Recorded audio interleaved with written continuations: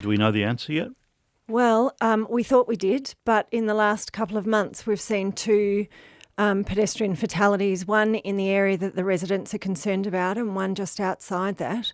And so one of the things that we're doing with Victoria Police is really understanding those plans that we've been working on. Will they actually address these risks, or is there something else we need to consider What are the as plans? part of that? So the plans have been looking at 3 intersection upgrades along that area. But given, as I said, this recent fatality in the area plus the one just on the other side of the M80, we need to make sure that the designs of those upgrades that we've been looking at will actually address these risks in these particular situations. But how do the intersection upgrades help the pedestrians? Because there'll be lights there that people can use as So you're pedestrians looking at putting 3 crossings. sets of lights where there are none. Along that section of road. It's a high-speed road. We need to make sure that both pedestrians and cars who are wanting to do right-hand turns there are actually safe at those intersections. But given the last 2 pedestrian fatalities we've seen in the last couple of months in that area, obviously infrastructure upgrades take quite a lot of time, and I have referred this matter to our experts in our safe system infrastructure group to look at what we can do short term to try and manage the risks in this area until we can get the longer term solutions in place, which might be things like looking at the speed limit. 80k speed limit when there's people trying to cross those roads is really dangerous. So we might need to look at lowering the speed limit until we can get a longer term measure in place. Also looking at what we can do to draw drivers' attention to the fact that there are pedestrians in the area. And we know that I think one of your callers this morning talked about the fact that people may not be adhering to the 80k speed limit. Whatever we can do to try and slow people down in that area will be really important. So we'll be looking at things like line marking, because we know that when roads feel narrower, people tend to slow down. So we've got to look at what we can do as quickly as possible. I've given them a month to have a look at what we can do. And then we've got to develop long-term solutions that make sure that these kinds of fatalities that impact the residents in that community and those families, like the 151 people who have died on Victorian roads this year, is prevented. Well, I can't understand why you wouldn't just reduce the speed limit immediately. If it's a problem, it's an 80k road, we've got people trying to cross it, there are no lights, why not bring it down now? Bang, 60. What are you looking at?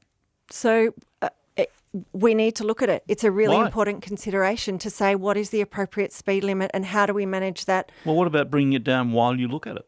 Just bring it temporarily down to 60.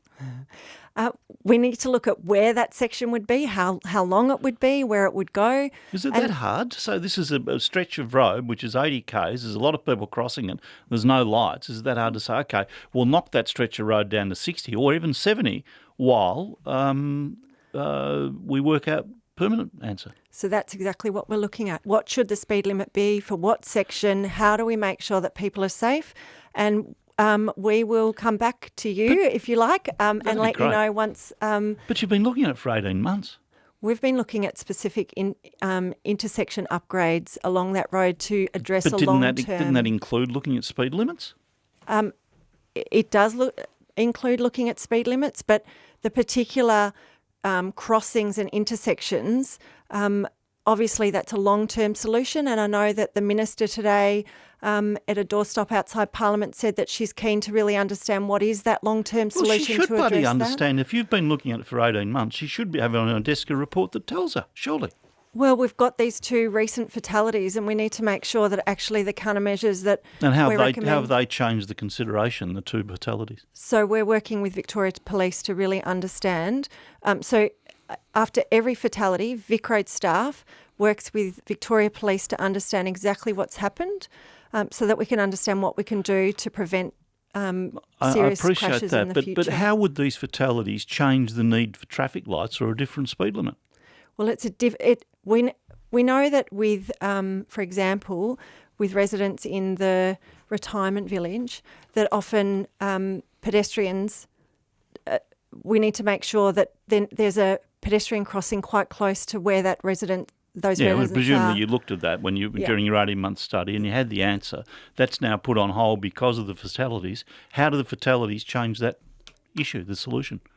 Well, because they might actually how? really, because pedestrian fatalities and what causes and where people are crossing, people often don't even walk down to But surely you've done crossings all that that are in work in place. 18 months. Not when there's two new ones. We need to really understand what caused these new ones and make sure that the design of the crossings and the infrastructure is actually right. So we can take those to government and they can be considered as a longer term solution. In the meantime, we need to do something to make sure there's no more fatalities like this year. But you won't do that for a month. Won't do anything for a month. The team are currently working on that to look at what we can do as quickly as possible.